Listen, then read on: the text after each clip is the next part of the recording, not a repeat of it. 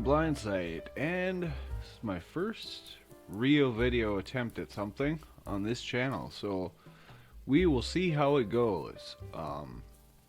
This is my idea for a whole new DCU that I just started thinking about different concepts in movies, and it talking with friends. It just kept expanding from there. So I've come up with my own little miniature rewrite of DCU.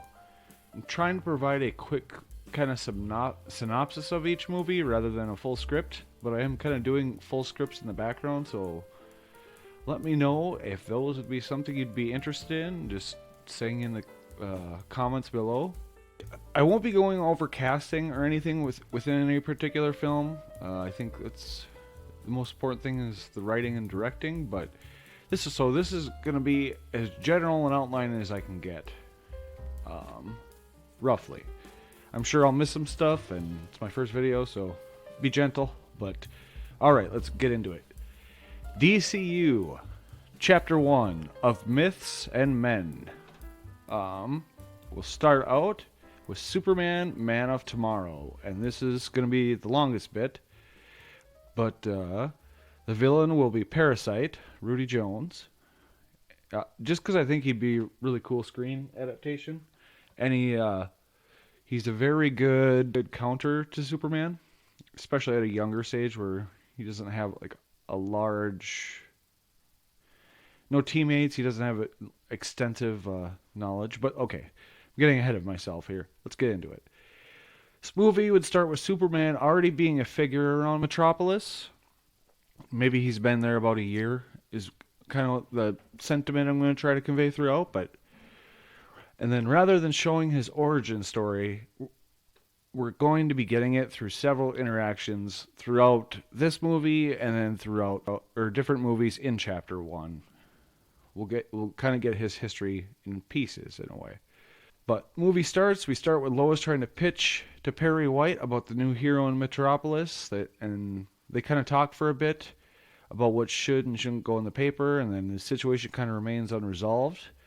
We'll cut to a small medical facility. Rudy, who will become Parasite, is an assistant at this lab, and the doctors are working on something called pseudoderm. This would be like a synthetic tissue and organ replacement. Maybe it's just a tissue that they're trying to make work for anything. The doctors are testing their latest round, and it fails, and Rudy's task was recycling, what they can out of the tissues and then disposing of the rest. We then see Clark for the first time. He's on the roof of a tall building, and he's focusing his hearing on different things happening around Metropolis. He's just wearing jeans and a t-shirt at this point. He doesn't have his costume yet. And he hears screeching and whatnot and flies down and saves a runaway school bus from crashing into a building. It's heading towards a T intersection at the bottom of the hill. And he saves his school bus, but he's a little sloppy. The edge of the school bus hits the edge of a building. No one's hurt on the bus, but we hear screams from inside the building, and Superman runs over, and there is Rudy. It's the building that the lab was in, and he's covered in all these tissues and things. Then we'll cut to Rudy in a hospital bed, and his body is like undulating, moving, like his flesh it's turning that pink color that Parasite's known for, but it looks like it's constantly trying to do something. Not really shape-shifting, just like I'm trying to think of a scene from another movie that would explain this, but I'm coming up blank.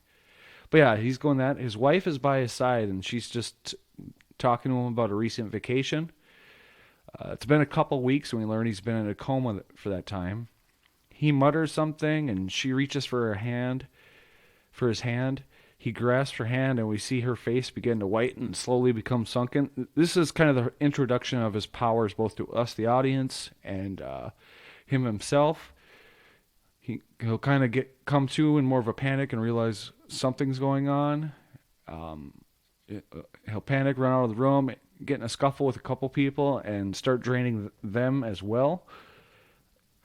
And then yeah, the scene will kind of end with him like having a discussion with the doctor across the door in like the bathroom that he's locked himself in, and then he'll eventually agree to be restrained, and he'll come out, and that'll be kind of the end. The next day, the restraints will his body will have partially absorbed them into his skin, and that kind of gives him those white accents that are on his body. That's kind of the idea there, a way to make that happen within the movie. But he asks about his wife to a nurse who's bringing him food, and he's still kind of out of it. He'll grab the wife or grab the nurse and ask please like for more information, and then she'll start being drained, and then he'll feel that. And with that, I can't decide how I want to play this, but he'll jump out of the window just trying to get away from the hospital and everything. And I don't know if I want to make this like him trying to end it before anything can happen, or him just like trying to run away. But yeah, he'll realize in this moment like he hardly has any pain, and it's like a 3-story fall down to a lower roof or something.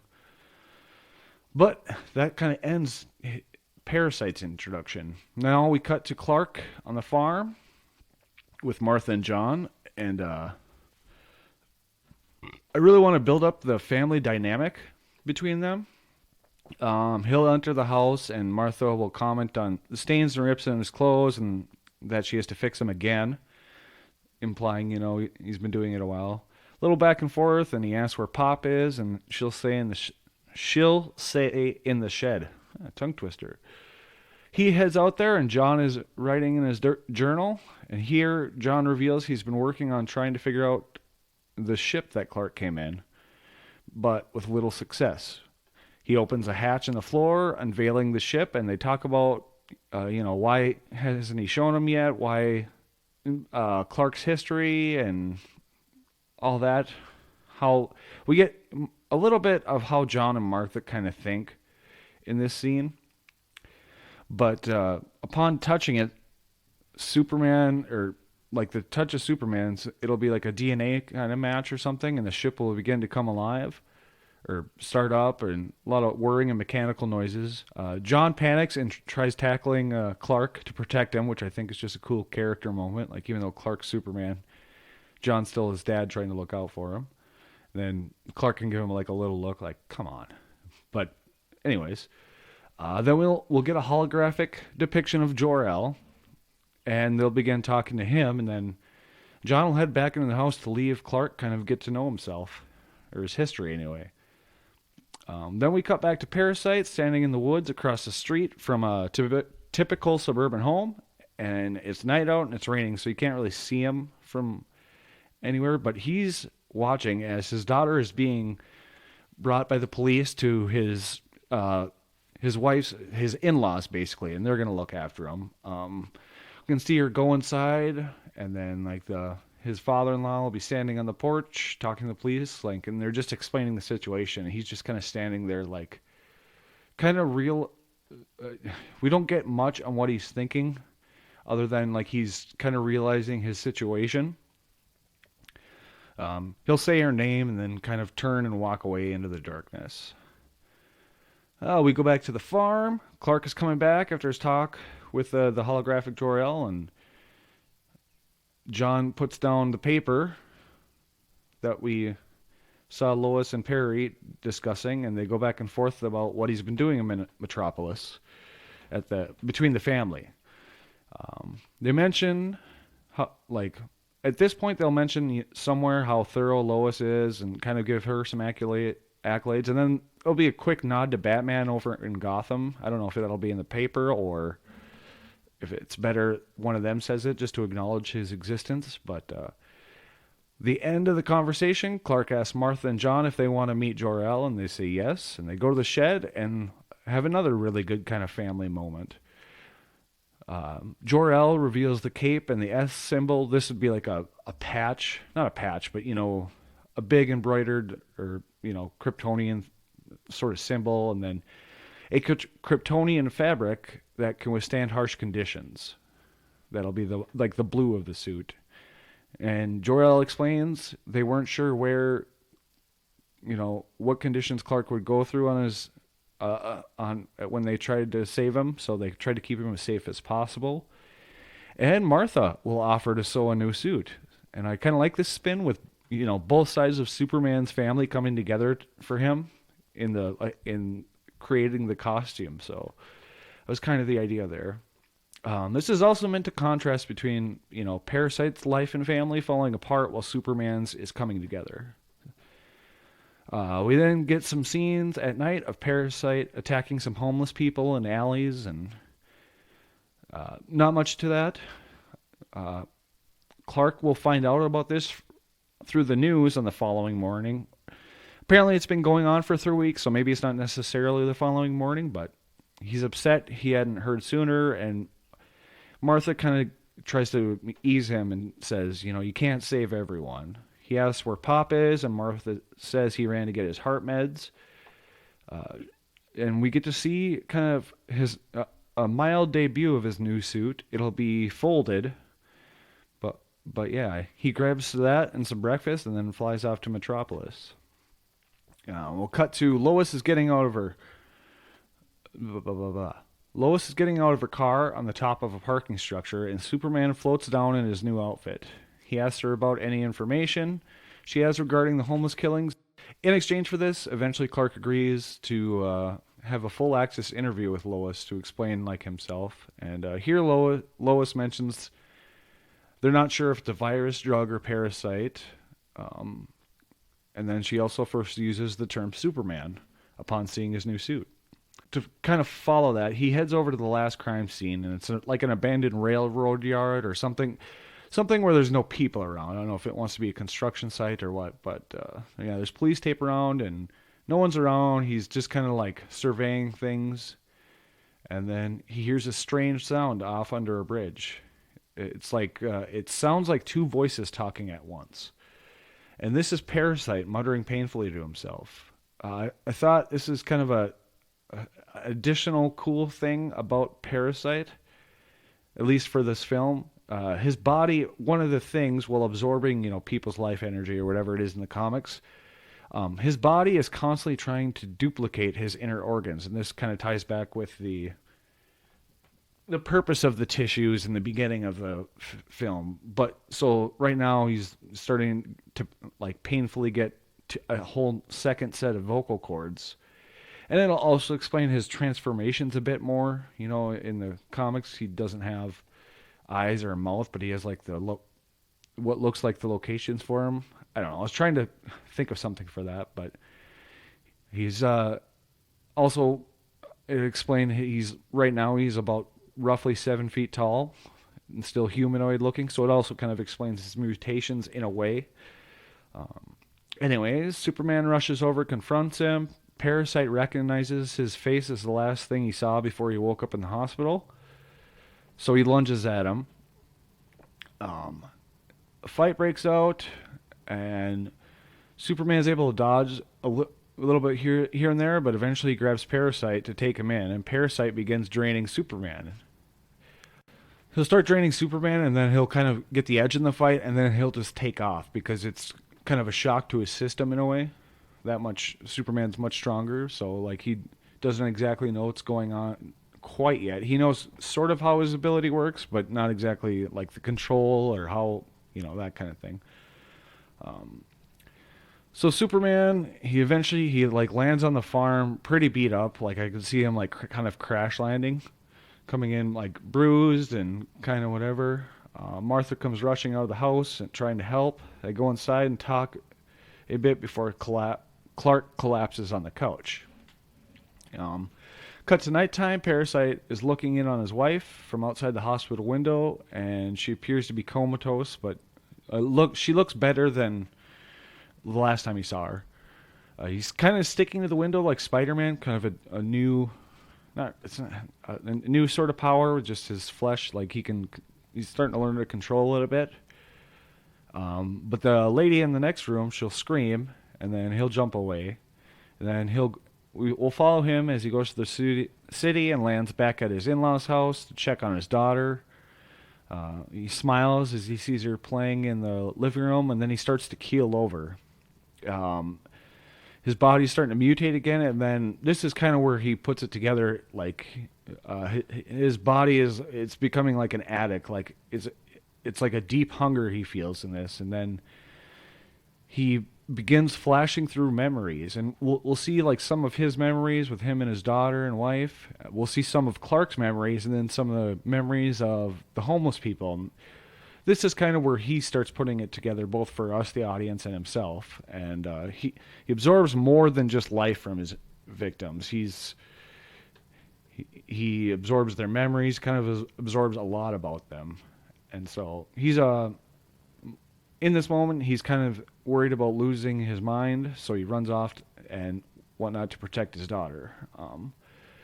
We cut to Lois going back over some of the previous sites that attacks have happened, and she's noticing that the area is relatively confined, ruling out like she's basically trying to like go through her checklist that she mentioned earlier. You know, drugs, viral, and whatnot, parasitic. She, just kind of following up on her investigation. Her flashlight shows Parasite over another kind of homeless or poor guy, and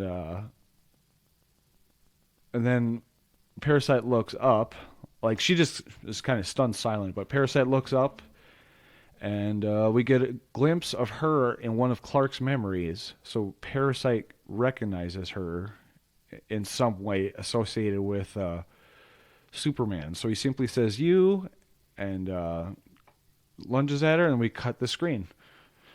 And here it's Superman. We cut to Superman sitting up in panic. Martha rushes over. Clark tries to explain what happened, and then John mentions he should check with his dad, with Jor-El on the ship. Superman goes to the shed, checks on with him, explains the situation. Jor-El thinks,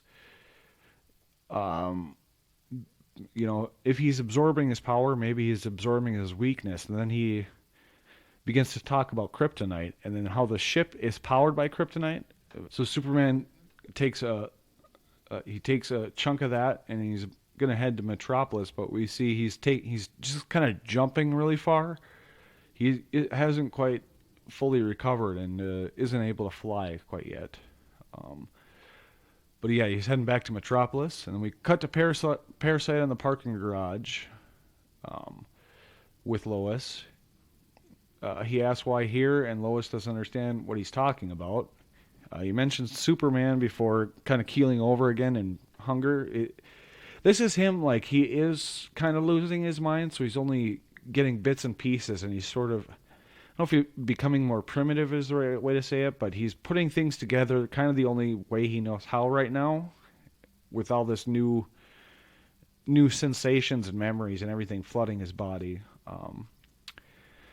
She says, yeah, Superman just showed up here. Like, Superman kind of sought out her, and nothing really special about the place. Parasite he gets a little agitated and begins to turn towards her to like run at her, but he's knocked off course to a construction area below, and this Superman intervenes. He heard Lois scream. They fight, and Superman keeps maintaining a distance this time, like trying to throw bits of things lying around, trying to knock Parasite off his game, knock him out. Seems to be working. Parasite seems to be weakening, even though he's quite strong. He's comparable to Superman in this moment because Clark still isn't fully healed, but Parasite eventually throws a forklift at Superman or something, and then it misses him, but it goes flying into the parking garage that Lois is standing on, and that begins collapsing. So Superman flies over there to get her to a safer area, and then while asking if she's okay, Parasite kind of like sneak attacks from behind. Lois yells, "Look out!" And then Superman he'll catch Parasite, but since it's skin on skin, Parasite begins draining him again of his life.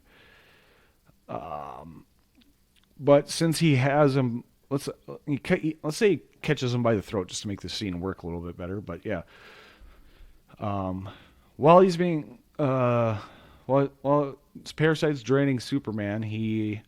Superman will pull out. I don't know if he'll have a pouch or something, but he'll pull out the kryptonite and unwrap it, and then he'll shove it in Parasite's mouth, and then Parasite will back off. He'll begin wheezing and kind of choking, and then, yeah, a little bit really confused, kind of panicked, and he'll ask, what, why, and then Superman explain his weakness to him.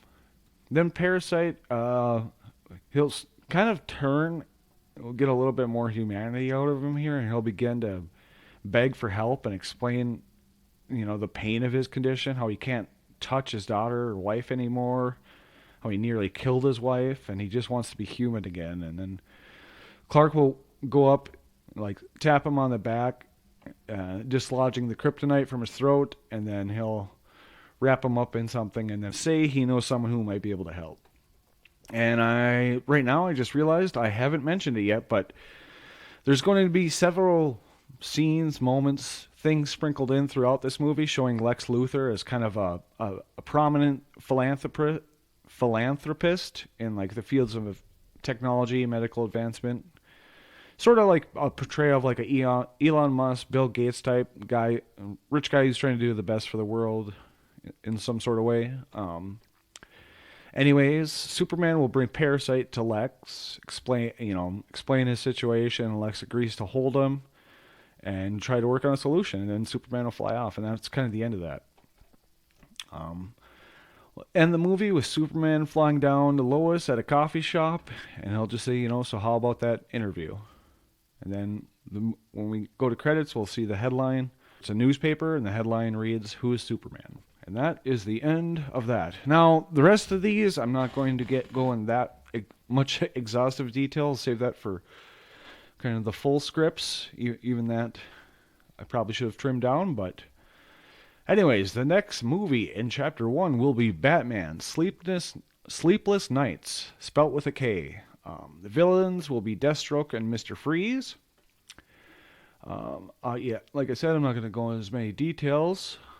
But with Batman, I want to focus more on the Bat family and have him be less a part of the bigger DC stuff, except, like when he's Justice League or, kind of when he's called to it. But most of the time, I kind of want him to be doing his own thing.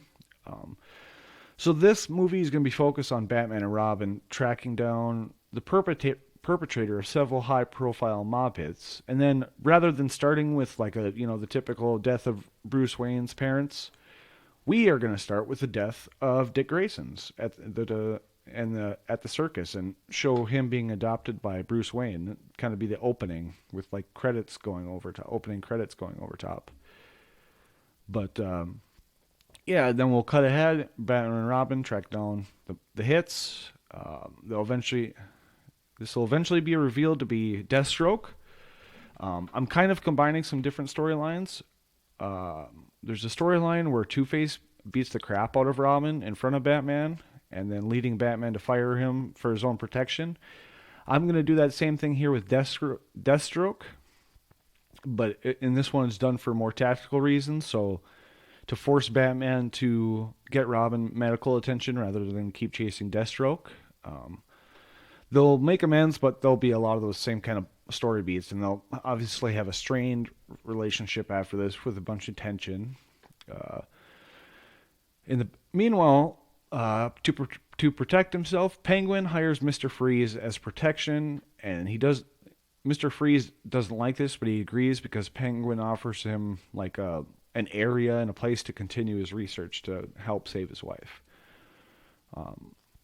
Robin eventually split after Batman fires him, and he'll get in with the wrong crowd, and Batman has to save him and offers to take him back. And then they eventually catch up with Freeze, who's been doing counter hits for Penguin, and they'll beat him. Deathstroke, meanwhile, will have one final altercation with them at the docks, and in this moment, he's literally just trying to get away, so he's like completed his mission. So Batman and Robin have tracked him down here, but he's just buying time by fighting them till he can get away. He'll get on a speedboat eventually, and he'll actually get away. But at the end, we see Batman offering Robin one last test. Robin has to evade Batman for an entire night through Gotham City, and Dick Grayson will be successful. He even managed to stop a few smaller crimes. In a post-credit scene, we see Dick sneaking out of Wayne Manor. He takes a motorcycle from the garage, and then we'll cut and we'll see Batman is watching him from a security cam in the Batcave. And I'll ask Alfred where he thinks he's going, and Alfred will say if he wanted you to know, he'd have told you. But I suspect somewhere your shadow doesn't hang so large. And then Alfred will point to another camera feed pointed over a building where the bat signal is lit up, and he'll be back. Alfred will reassure him. Sorry, I kind of messed up how that scene went, but that's it for that movie. They won't really fully split up yet. This is just kind of the introduction of Dick as a character, and then also them kind of separating but still showing a lot of respect. Next, we have a show, Justice Society of America. I'm going to set this kind of as a coming together of heroes right after World War II. So it'll be in the late 40s, maybe early 50s. I'm doing this for a couple reasons. One is to separate the JSA from the prominent heroes. Although we'll see familiar faces kind of popping up here and there. It'll also be a big part of why I wanted this show is to do a bit of world building as well. The JSA will be the inspiration for the Justice League after the heroes have kind of grown old or died or whatnot.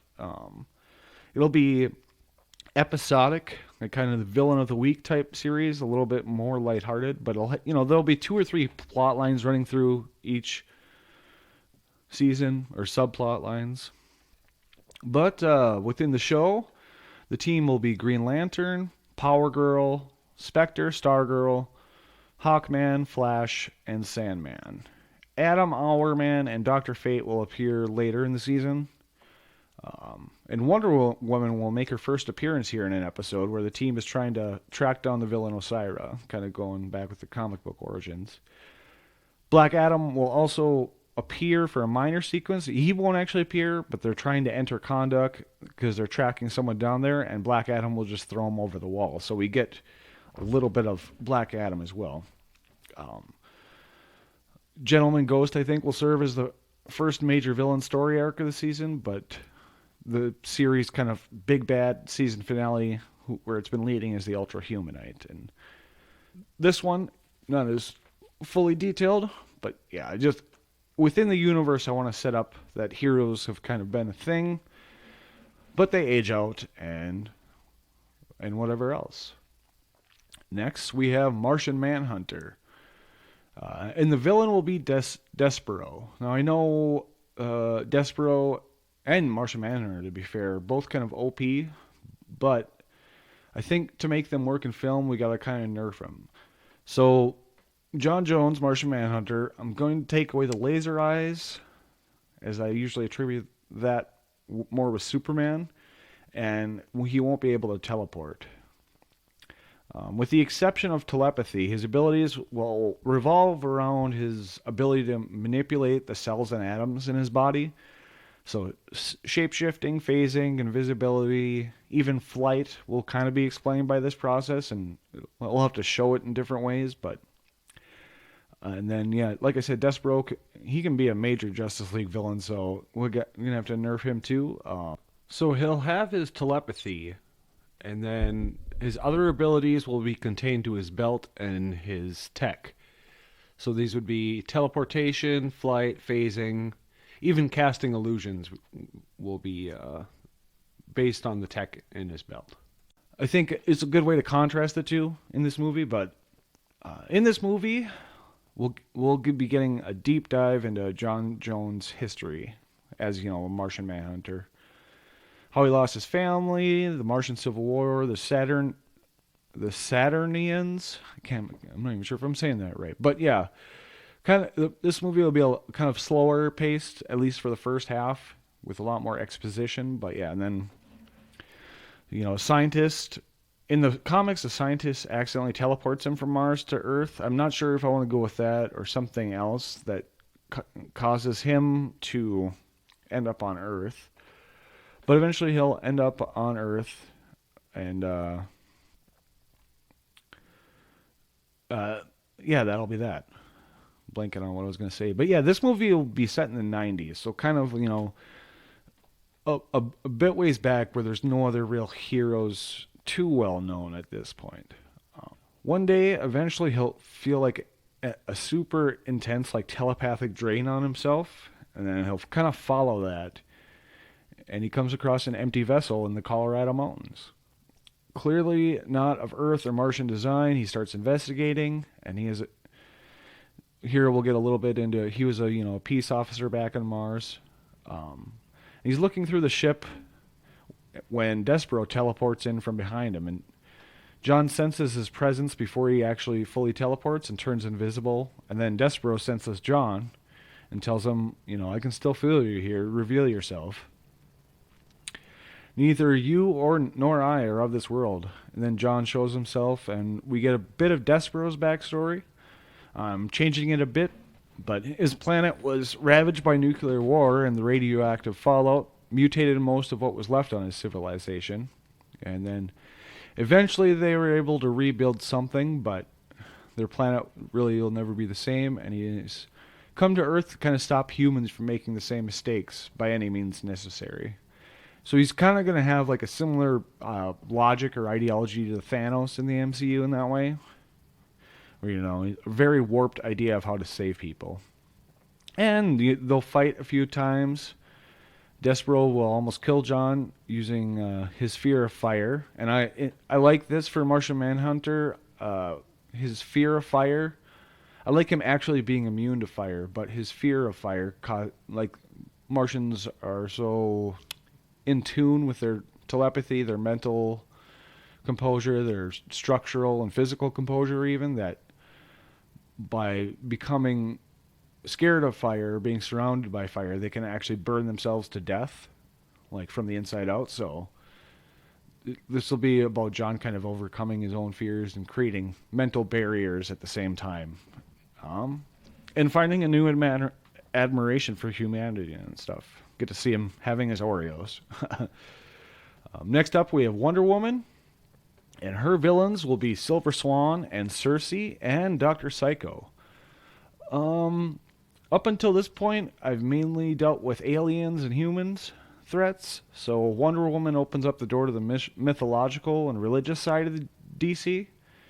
And one thing that's very different between DC and Marvel is that DC, the different pantheons, face, whatever, they're much more concrete. They have their own, they have an actual place, whether it's, it's within the DC, what do they call it, the Omniverse or whatever, but they have realms. These are, like, it's established places, and they're a little bit more solidified than it is in Marvel. But I don't want to dive too deep too early into that side, so I'm just kind of creating some links with this one. I always think it's a misstep to have Wonder Woman go after Ares right off the bat. But in this movie, we'll have her kind of her initial backstory being sculpted out of clay by Hippolyta and all that. But it will be retconned later down the line. And then her Amazon sisters, we'll call her Clay in jest. And then one big change is I'll have Ares actually in her early formative years. He'll be training Diana when she's younger. He'll actually be on the island. The Amazons will be the daughters of Ares or Ares creation or something. So, and we'll get, a bit of exposition and flashbacks probably will be needed to get from the events of her appearance in the JSA and her growing up until now. But this movie will be set in the 70s. And we'll kind of, through those flashbacks and exposition, we'll see her kind of grow out of her, like, naivete, but embrace her, like, ideals and humanity nonetheless. And yeah, she's Diana, and she is on the mainland. She works at an antiquities and artifacts museum with Barbara Minerva.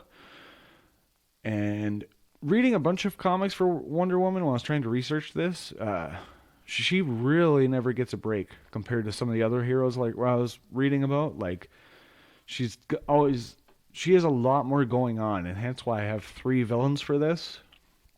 Like everything's kind of twisting and turning.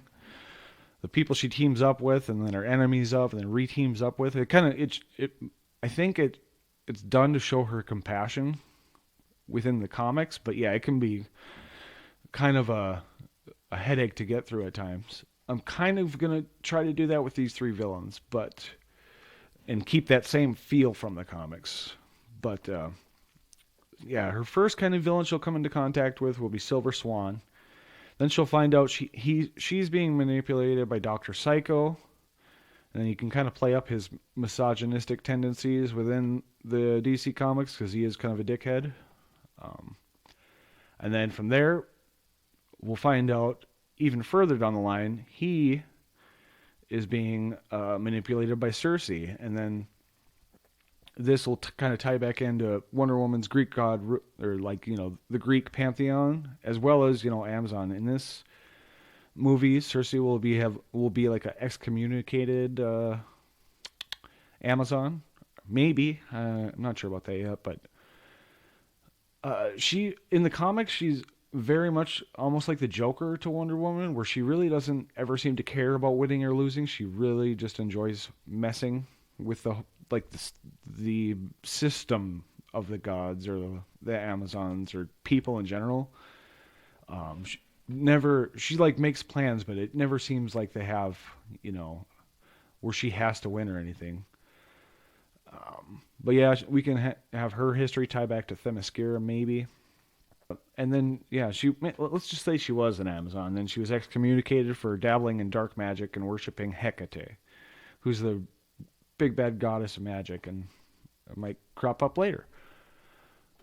And then, yeah, I'm also setting it, like I said, in the 70s. This kind of isolates Wonder Woman from the rest of the Justice League members, because once you get to a team format, it becomes really hard to justify why certain people aren't in certain places. So I'm using time periods that way, at least for the beginning. Eventually she'll win. I mean, I don't really have an idea for the ending yet, besides she wins. But yeah, that's kind of the premise there. The next movie will be Black Adam. And his villain... Okay, I'm trying to think of how to explain this. I sort of like the backstory we got with Teth Adam in the Black Adam movie. So like a lot of this movie will be structured in that same way, a fish out of water. But the villain will be Cobra rather than Intergang. And this movie will be set in the 30s and early 40s, so even before the JSA is formed. I don't want to go too far back because I like the scenes where Black Adam calls bullets weak magic. And some of the things where there's a bit of funny bits where like people are just shooting at him while he's talking to someone else. He just doesn't acknowledge it. So I kind of like some of that stuff. But yeah, as I said, rather than Intergang, the villain will be Cobra and his followers. And they've held Kahndaq for roughly the last 150 years. And due to Cobra, the reason he's able to maintain power for so long is he's figured out the formula of the Lazarus Pit. And from what I could tell researching this, he's the only DC villain to actually do this. Like Ra's al Ghul knows of the natural locations. Cobra actually artificially created a Lazarus Pit. So I thought this, he makes him a cool and interesting, incredible threat. He also has a staff. I'm thinking of his staff with the snake eyes on it.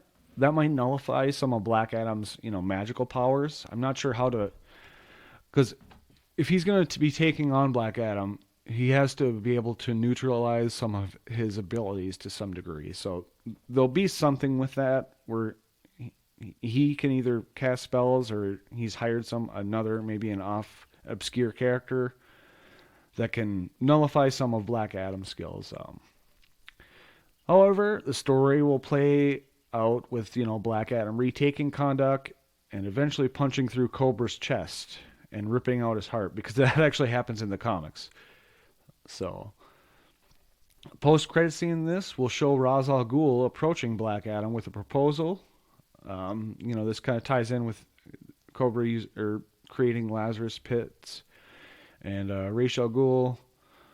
He'll make a promise that the League of Assassins or the League of Shadows will never conduct business and conduct without Teth Adams' knowledge or blessing. So next up, we have Flash Born to Run. Villains in this will be Trickster, Mirror Master, and the Pied Piper. And for this movie, this will be Barry Allen's origin. He will very much struggle while trying to adapt to his newfound powers. That'll be a big chunk of the movie. And that's why I picked kind of 3 smaller time villains.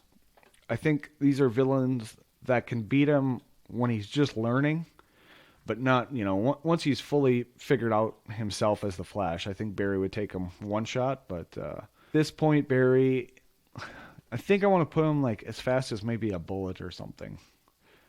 I know that depends on the gun, but he can't be like ridiculously fast right off the bat. I guess that's ridiculously fast, but I hope I'm getting across what I'm trying to say. I don't want him to be able to like run around the world in like a couple of seconds or anything yet. And a big thing of this is he doesn't really plan ahead. He just kind of rushes in when he kind of decides to start fighting crime. So these 3 villains, they've seen him, stop a few people, so they have come to anticipate it yet. So you can have some nice shots of them combining or comboing their powers to set up Barry to fail. And they're mostly thieves, so they don't really have a big motivation to kill off Flash. They're not like uber evil guys, but yeah, like Trickster, he's got, he can make a bunch of little traps with his bombs and whatnot.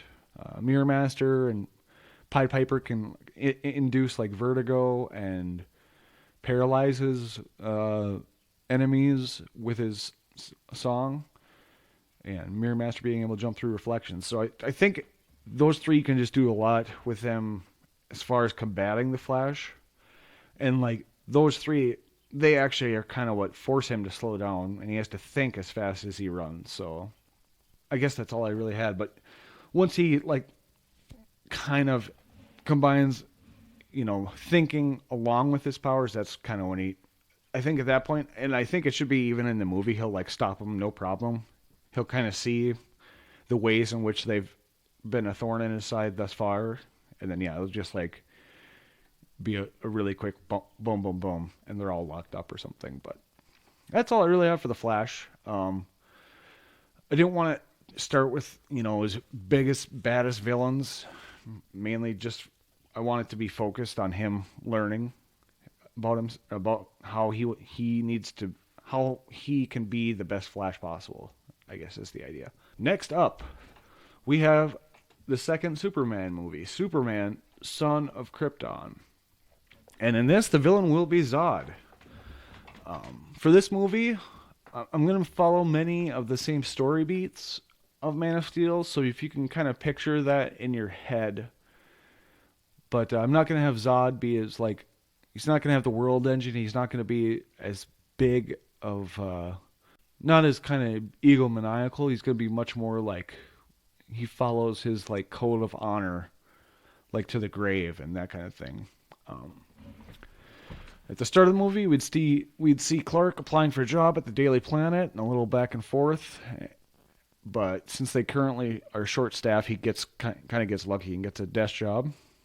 And then we'd also see Zod, kind of that similar intro to Man of Steel.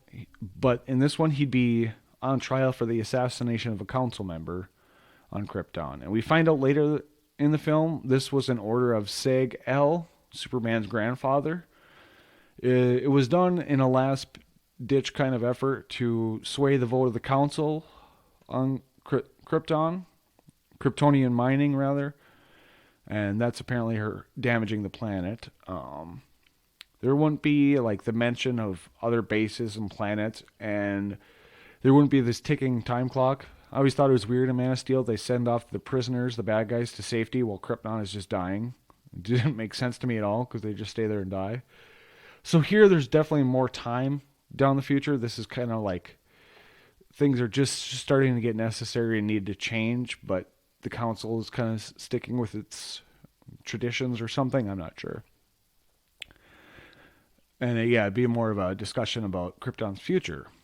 Anyway, Zod is sent to the Phantom Zone, which is it's a new, relatively new system created by Jor-El as an alternative to like the death penalty or anything. It's a pocket dimension outside our universe, and here we'll actually get to see inside of it. Prisoners and people in there, they become intangible, so they can communicate through telepathy, but they just pass through each other. Objects pass through them. It's a state of constant intangibility, kind of the way dark energy or dark matter works in our universe. I'm not even sure if intangible is the right word I'm looking for there, but yeah, they're completely free to move about, but they don't need food, water, or air. And then the intangibility also keeps them from escaping until their sentence is complete. And then at some point, the prisoners will start to realize they've been there too long, and their sentences are up, but they're not being pulled back. I'm not sure how they escape yet. I haven't gotten that far in the script, but upon escaping, Zod finds that Krypton is now a dead planet, and he heads to the capital city of Xandar, and he just finds a large gaping crater, and then he continues kind of going around the planet, eventually finding like a scientific outpost or something. And it's here he kind of learns the fall of Krypton through like broken chunks of old data files and whatnot. Learns about the Codex, Superman escaping, some other people escaping, and he kind of gets like just fractured information from looking into this. He'll eventually go and meet up with Clark. Perhaps he'll announce himself to the world as he did in the Man of Steel movie, but he's specifically looking for Clark. And he actually wants to be a mentor to him and like kind of fill him in even more on Krypton. And he'll eventually start, he'll say something slightly jarring here and there, and him and Clark will start to, disagree on things, because Zod is just a hardened soldier with like a code he does not go against. So I haven't really figured out what will lead them to ultimately fighting yet, but yeah, eventually their relationship will start to, mend and or break and bend, and they'll stop seeing eye to eye. When they finally do fight, it'll be similar to the fight at the end of the Man of Steel with them. I would just tone down the destruction a bit, because in that movie, man, it is just a wasteland. Like, there's no recovering from that. I know they do that all the time in comics, but showing it in live action is just a different thing. Like, practically, my eyes are just like, well, that city's done forever. But yeah, but there would still be some destruction. Building, maybe one or two buildings collapsing. Superman is still young at this. I don't know how long it's been since the first movie, but this is kind of his first real challenge. Now, in this, I would include a scene. If you remember the scene in Batman v Superman where Bruce is running into the rubble of Metropolis trying to help people, I would have that same thing, but I would have Lex Luthor there. If you imagine this scene with Lex staring up as Zod and Superman are fighting, with an angered and kind of, vengeful look on his face, you get his motivations without, a word needing to be spoken. So I think that was always kind of a big miss. You could easily set up Lex, his reasonings early on, and then you could have him come in eventually whenever. But yeah, and this would also be in kind of contrast to Superman going with him or to him with Parasite. So but eventually Superman will overpower Zod, and I think you even have like Argus, or he would have help here from the military or something, and then however they capture, I do not know that yet. But Zod opts for a holding facility that is reminiscent of Krypton's atmosphere and like Red Sun. And Argus will agree to this because it actually keeps him in a weakened state. Um, and the reason for this is one twist I thought of is that, Kryptonians, they live longer. I think it depends on the comic. But under the Red Sun, or they live, they can live hundreds, if not thousands of years. And a twist for this, I think, and Zod can bring this up earlier, is that, under the Red Sun with his atmosphere, he'll live for 1,000 years, and Superman may only live through 100, despite being, super powerful and all that. Just a way to, another reason to kind of weigh these two things. Which is better, longevity or being a hero, shorter time? I don't know. Something to play with within the movie. I try to just eliminate a bunch of the dumb things that are in Man of Steel and the over destruction. I don't know. It's almost childish in that movie. And I almost made this the first movie, but I just don't want to do like the exact same layout as something else. So putting it here. I still wanted it in chapter 1 because I kind of want to sever Superman's ties to Krypton, more thoroughly, at least for a while. Like, we got Jor-El at least in the first movie, and now we have Zod. So don't need to do anything with Kryptonians too much, at least for a bit. That's kind of the idea here. And then in a post-credit scene, we'll see Martian Manhunter approach Superman, addressing him as Kal-El, because Superman can ask him, how do you know that name? And Martian Manhunter will say, there's much I know, and even more to discuss. And then him and Superman would fly off.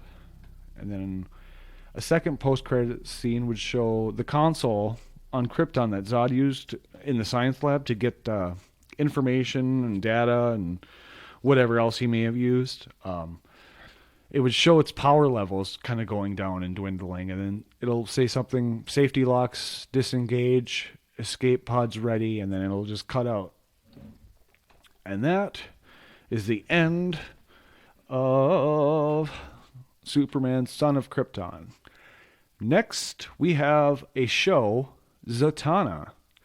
And with this show, it's kind of the last piece of the puzzle. I want to introduce and really expand on how magic works within the DC universe. And that's kind of this, or the reason for this show being here in chapter 1. It's kind of like the last component of the different things we see within the comics. We have the aliens, humans, mythological, and now magic. So the reason I'm doing it as just a show is I think with a show you can explore more, you have more time. So that's kind of the reasoning there. With this show, this one would be much more serialized format. Zatanna maybe tracking down Brother Blood or, some such villain. And the goal, as I said, is to really round out the world of magic. Kind of how Wonder Woman's movies will eventually do that with the mythological side of things. And then we'll see some hints and glimpses at Justice League Dark type possibilities. And besides that, I don't have too much else on this one currently. It's just I wanted to get the magic side of things in there early. So next one, we have Green Lantern.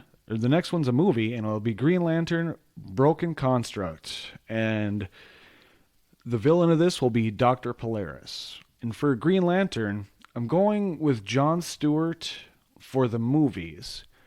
He'll have his same backstory of being a veteran, and eventually, the Guardians send a Manhunter, the Guardians of Oa, I should specify, and then, he'll defeat it, and then they'll grant him access, or a ring, rather, because they've been watching him for a while. Hal Jordan will be also in this universe, but what I'm going to do with Green Lantern is I said Jon Stewart will kind of be the Justice League / movie Green Lantern. Hal Jordan, probably in the next phase, or next chapter, there'll be a Green Lantern core show. And then this will deal much more with just the things between the lanterns, like the different emotional spectrums, Sinestro, kind of want to put all that in a show because the world of Green Lanterns really expands upon. They have like almost their own mythology within the DC universe itself. So I kind of want to have that almost be not separated, but self-contained more, so you can really dive into that world. So yeah, eventually Hal Jordan will be the main guy in a Green Lantern show. So I picked Dr. Polaris as the villain, as I think he's a nice sort of counter villain to John specifically. John, oh, let's back up. Dr. Polaris, he's essentially DC's Magneto, even though he came out before him. But John's an architect after his service, and I think he's known as the Grand Designer or something. He's like has the best constructs with the Lantern Ring, and Dr. Polaris is also mentally unstable, whereas John Stewart's much more grounded, I think, than some of the other Lanterns. He's very, not direct. I can't think of the word I'm trying to remember, but. Yeah, it's a sort of a balance of both the mindsets and then the constructs. And I think of this more in like their fights. Like John could have very elaborate constructs and very specified and precise things that he does. And then Dr. Polaris just has sort of chaotically sending out bits of metal and making, things that, like from all angles. Like like their fights in this movie would kind of be like chaos versus order in a way. I just think there's a lot there visually, picturing those two fighting each other. This one I don't have much for the script quite yet, so I'm mainly, like I said, I'm mainly thinking about this from the visuals of the fights side of things. At the end of this, I think actually Dr. Polaris might actually win, and then I was going to have Martian Manhunter come in and save John Stewart and kind of put Dr. Polaris into like, not a trance, but like Manhunter will have Dr. Polaris telepathically locked, and then they can allude to teaming up in the future or something. I'm not sure how exactly to play out that end because I still want John Stewart to kind of get the win. But this is more setting up future things, so. Then we finally get to the big one at the end. The Justice League movie.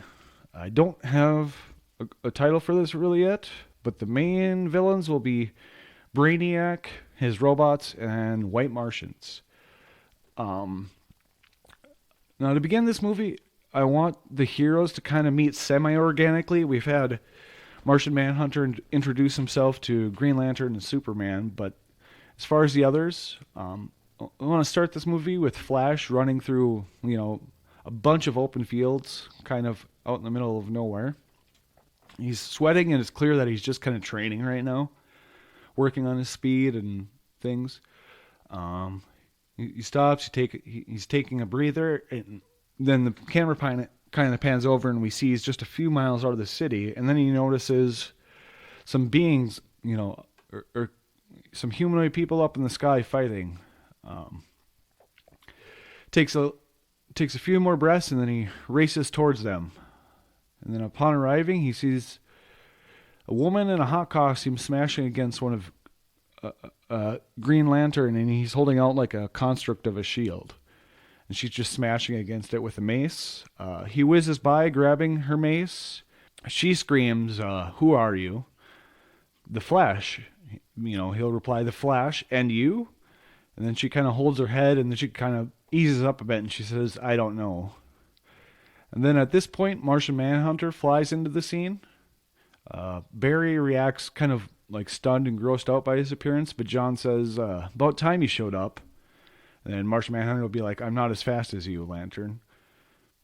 And Barry will finally interrupt and be like, "What is going on here?" And then Martian Manhunter will tell Green Lantern he has a lock on her and can take it from here. And then obviously this is Hawk Girl.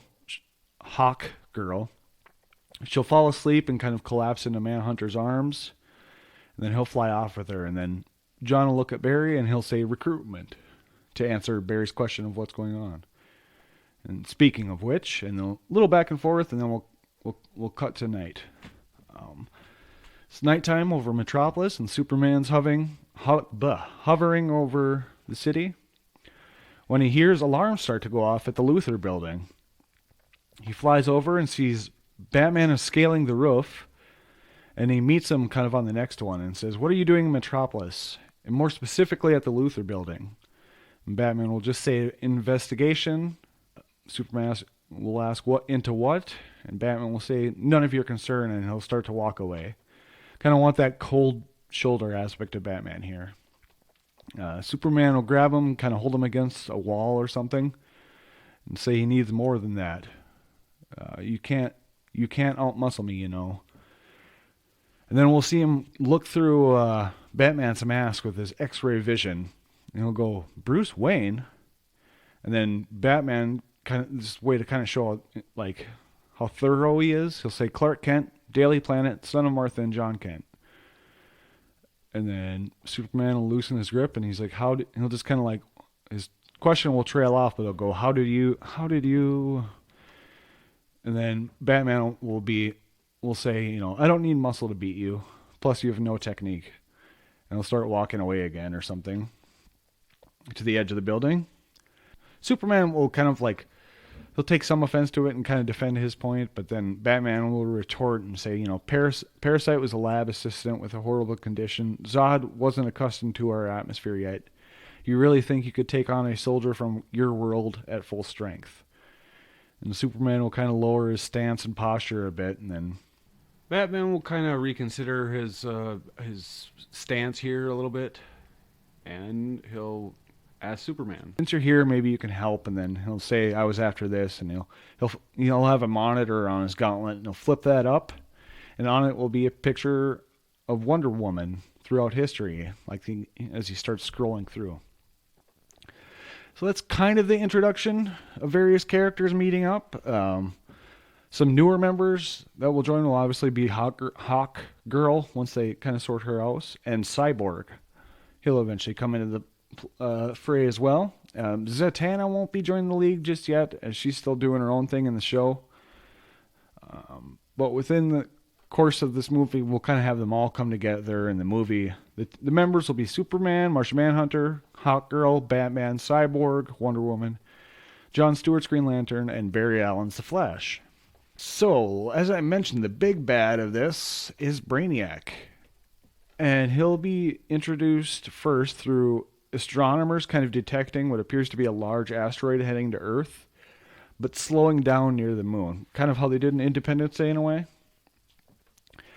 And then, you know, we'll go to his ship and we'll see robots being deployed from it. And they just kind of land and gather information. And some of the heroes will find them, you know, some of them they'll just be, they basically gather information and then just shut off wherever they're standing. So it's kind of enters a bit of a mystery portion of the movie, and but yeah, upon gathering enough information, he decides to take Metropolis, and gonna play with somehow doing the city in a bottle concept here.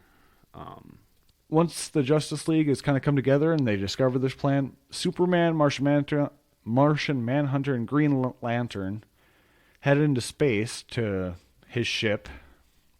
As at this time, they're the only ones they know of that can survive space. But yeah, basically the team's splitting up because they know Metropolis is possibly going to be attacked. So yeah, those three are going to the ship, and then the rest of the Justice League are going to Metropolis to kind of fight off whatever's going to happen there. And then, you know, when they get to the ship, Superman finds Xandar in one of these, you know, city bottles, pods, whatever they're going to be. And Martian Manhunter will find a city of like white Martians frozen in a suspended animation. They'll eventually confront Brainiac, and we'll get a bit of his origin and plan. He's from the planet Colu, where the inhabitants live symbiotically with technology, and then their AI turned on them, and he had to escape, and he used what resources he had left, and he's basically what he's doing with these cities is he's gathering an army and resources at the same time to one day retake that planet. At some point, to get the heroes off of Brainiac's ship, he will reanimate the White Martians. So there'll be a large battle kind of taking place on two fronts: within Brainiac's ship and at Metropolis itself. Superman will eventually sever Brainiac's connections, and they'll bring him to Earth. There's a lot I want to do with this, but a lot of it's character based, so it's hard to fit in a synopsis. But yeah, after the final showdown in the comics, I think Superman throws Brainiac to Earth, and like Brainiac is kind of disgusted of it. Like he's used to the safety and everything of his ship. It's the most like Kalu, so I think there's a bit to play with there. But as I said, well, I guess I should say that kind of concludes Chapter 1. As I said, I'm currently working on the scripts for them, so those might, those would be more thorough breakdowns movie by movie, and they may appear in a future video, so we'll see how it goes here. Anyways, thanks for watching. Like if you like, subscribe if you want, and I will see you in whatever the next iteration of this is. Bye-bye.